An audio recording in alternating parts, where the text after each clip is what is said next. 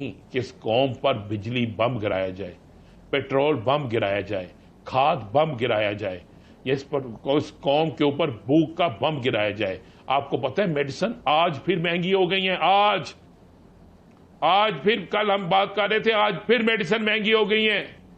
गरीब ना मेडिसिन ले सकता है, ना आटा ले सकता है, ना रोटी खा सकता है, ना किताब ले सकता है, ना बिजली चला सकता है, ना अपनी जिंदगी अपनी मर्जी से जी सकता है।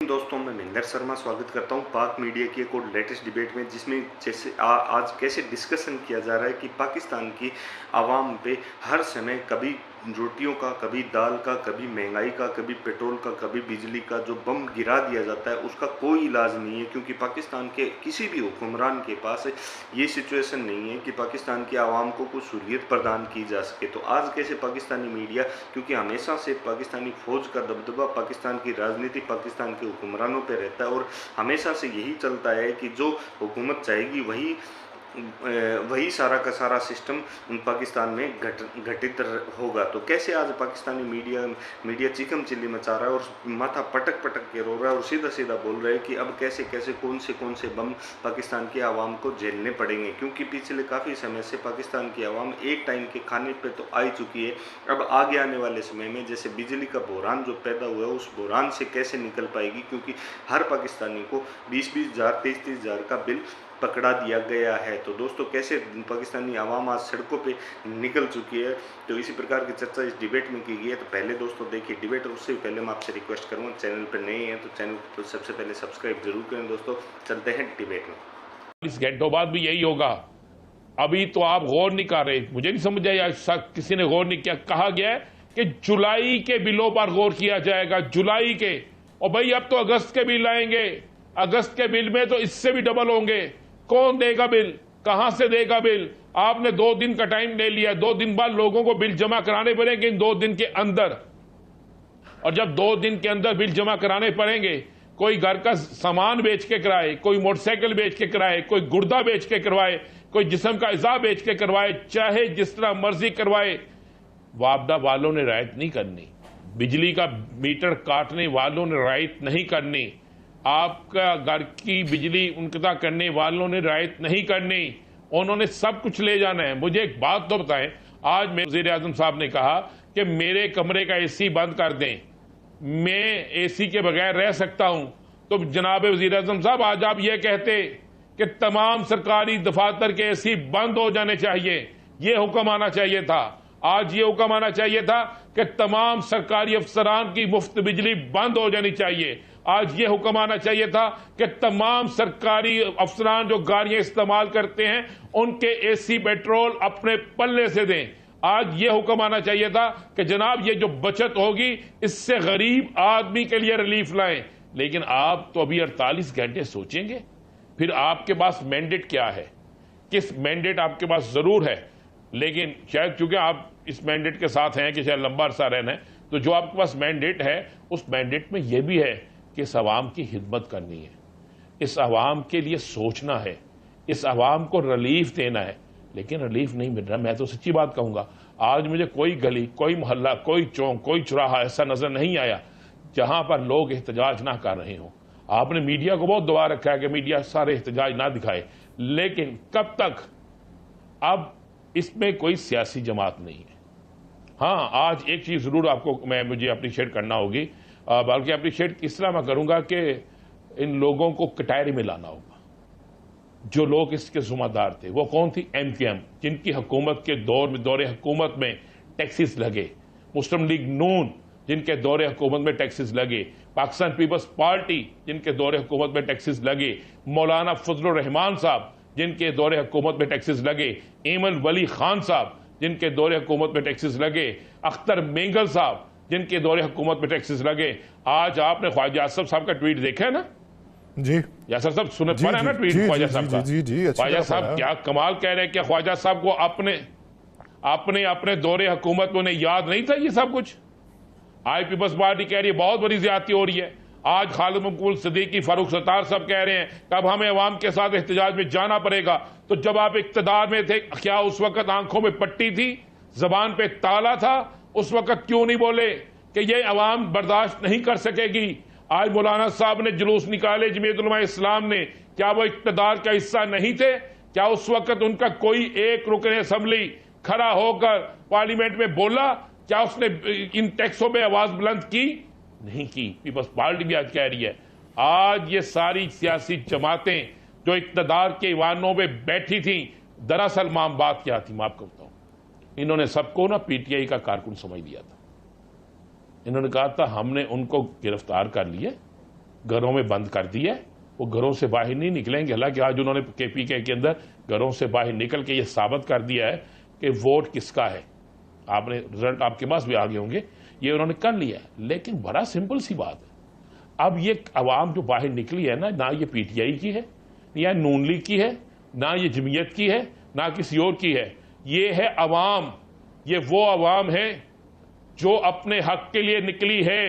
इसको दबाना, इसको गिरफ्तार करना, इसको मारना या इनको नजरबंद करना अब किसी के बस का काम नहीं है। जो हकीकत है हमें वो सोचनी चाहिए, वो देखनी चाहिए, और हुक्मरानों को होश के नाखून लेने होंगे इस पाकिस्तान की खातर, इस पाकिस्तानी कौम की खातर, इस पाकिस्तान के इस्तेहकाम की खातर, इस पाकिस्तान की बेहतरी की खातर, इस पाकिस्तान को आगे बढ़ता देखने की खातर। जो ओनर है, मिल ओनर्स है, वो कहता है मिल नहीं चलाऊंगा, बिजली इतनी महंगी है। जो टेक्सटाइल वाले हैं वो कहते हैं किस तरह चलाएं जनाब, इतनी महंगी बिजली लेकर, किस तरह सस्ते दामों से कपड़ा बेचे, किस तरह अपना जो हमारा जो वर्कर्स है हम उसको इतनी ज्यादा सैलरी किस तरह देंगे, जब वो कहता है मैं बिजली का बिल नहीं पूरा कर सकता। क्या हम करेंगे? आम आदमी चीख रहा है। मुझे बताएं इस वक्त में, ये तो इस वक्त राना साहब मुल्क की सबसे बड़ी, नहीं कहता, मुल्क की सबसे बड़ी पार्टी के कारकुनान इस वक्त सड़कों पे हैं, और ये पार्टी का नाम है मुतासरीन हुकूमती इक़दामात पार्टी। तो ये जो कारकुनान सड़कों पे हैं, ये किस को बहाले जाएंगे, इसका अंदाजा क्या किसी को दिखाई दे रहा है? आपको लगता है कि किसी को अंदाजा है इसका? बिल्कुल नहीं है, इनको अंदाजा नहीं, इनकी सोच नहीं थी। यही तो मैं आपको कह रहा हूं, ये सोच नहीं सकते थे कि इस तरह कारकुन सड़कों पे निकलेंगे। ये समझते थे कि पाकिस्तानी कौम जो है इस पे जितना जुल्म कर लें, जितना बोझ डाल लें, ये बर्दाश्त करती जाएगी। ये सिर्फ बिजली के बिलों का मामला नहीं है, ये पेट्रोल इतना महंगा जो है उसका भी मामला है। ये आने वाले दिनों में मजीद चीजें महंगी होंगी। कल से नान महंगा हो रहा है, कल से रोटी महंगी हो रही है, कल से दीगर अशियां महंगी हो रही हैं। कौन जिम्मेदार होगा? कौन इनसे जवाब लेगा? भाई ये समझते थे, अब खामोशी टूट गई है।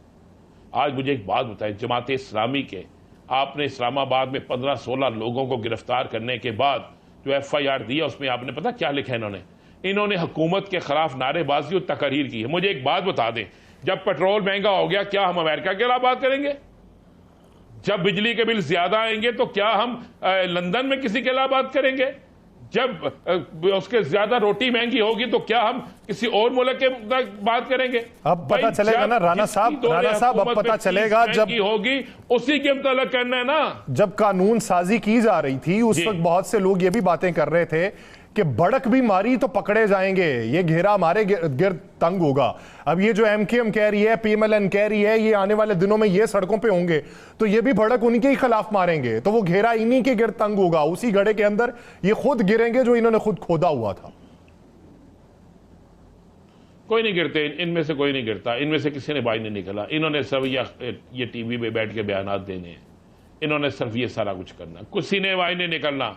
मौलाना साहब के जुलूस निकले आज बाहर, 144 लगी हुई थी, किसी ने पकड़ा? जमात इस्लामी के जुलूस पे लाठी चार्ज भी होता है, गिरफ्तारियां भी होती हैं। KPK के अंदर बाकी जुलूसों पे हुई? कराची में आप गिरफ्तारियां भी करते हैं, पकड़ के अंदर भी कर देते हैं, क्या बाकी जो वहां पे जुलूस निकले उन पे हुई? ये सब आपस में मिले हुए हैं। सिर्फ नहीं कोई आपस में मिला हुआ तो वो पाकिस्तानी अवाम थी जो अब आपस में मिल गई है, जिससे अब ये समझ आ गई है कि हमारे साथ क्या सियासी खेल खेला गया है, जिसे ये समझ आ गई है कि हमारे साथ क्या हो रहा है। दर्द एक जैसा हो गया ना, इसलिए मिल गए कि हमें किस तरह इस्तेमाल किया गया है। मुझे बताएं, मुझे तो जमात इस्लामी का आज के एहतजाज पे तो मैं बड़ा उसे सलूट करता हूं, लेकिन ये जो आप दे दिए इन्होंने हड़ताल के कार 2 सितंबर, और भाई 2 सितंबर से पहले तक जो दिन होंगे उसमें जो लोग बेचारे बिलों के लिए मरेंगे, उनका जिम्मेदार कौन होगा? उसके लिए कौन पूछेगा उन्हें? आज इस मुल्क की बेहतरी के लिए जरूरी है जनाब आर्मी चीफ साहब, आपसे उम्मीदें आए, आप आके इनको समझाएं, आपको ऐलान करें। यह जरूरी नहीं कि इस कौम पर बिजली बम गिराया जाए, पेट्रोल बम गिराया जाए, खाद बम गिराया जाए, या इस कौम के ऊपर भूख का बम गिराया जाए। आपको पता है मेडिसिन आज फिर महंगी हो गई है। आज फिर, कल हम बात कर रहे थे, आज फिर मेडिसिन महंगी हो गई है। गरीब ना मेडिसिन ले सकता है, ना आटा ले सकता है, ना रोटी खा सकता है, ना किताब ले सकता है, ना बिजली चला सकता है, ना अपनी जिंदगी अपनी मर्जी से जी सकता है। राणा साहब, यहां पे बिजली के बिल नहीं अदा हो रहे, निगरान विभाग। दोस्तों, आपने देखा कैसे आज पाकिस्तानी मीडिया माथा पटक पटक के रो रही है अपने किए हुए कुकर्मों पे, क्योंकि कोई भी पाकिस्तान का ऐसा नेता नहीं है जिसने सिर्फ और सिर्फ आवाम की सोची हो या अपनी जेब भरने की न सोची हो। क्योंकि पाकिस्तान में होता ऐसे ही है, जिसके हाथ सत्ता लग जाती है वो सिर्फ पैसा बटोरने और समेटने में लग जाता है और अपने बाहर जाके विदेशों में अपने इन्वेस्टमेंट करके अच्छा सेटअप बना लेता है और अच्छी बिल्डिंगें खड़ी कर लेता है, जबकि पाकिस्तान की आवाम पीछे रोती की रोती रहती। आज कैसे पाकिस्तानी मीडिया ने, इस मीडिया के इस बुद्धिजीवी ने सीधा सीधा ये कहा था कि आर्मी चीफ साहब आप आके पाकिस्तान को संभाल लो, तो कहीं ना कहीं पाकिस्तान की आर्मी का जो रोल है वो भी सामने आ रहा है। क्योंकि आज भुखमरी का जो कारण है वो सबसे बड़ा कारण सिर्फ नेता ही नहीं, पाकिस्तान की फौज भी है। तो क्योंकि उन्होंने खुले दिल से या फिर फ्रैंक हो गए पाकिस्तानी नेताओं को पाकिस्तान के लिए काम भी नहीं करने दिया गया। तो दोस्तों, इसी प्रकार की लेटेस्ट पाक मीडिया की एक से एक वीडियो, लेटेस्ट न्यूज़ और डिबेट के लिए चैनल को सब्सक्राइब जरूर करें दोस्तों। जय हिंद, वंदे मातरम, भारत माता की जय दोस्तों।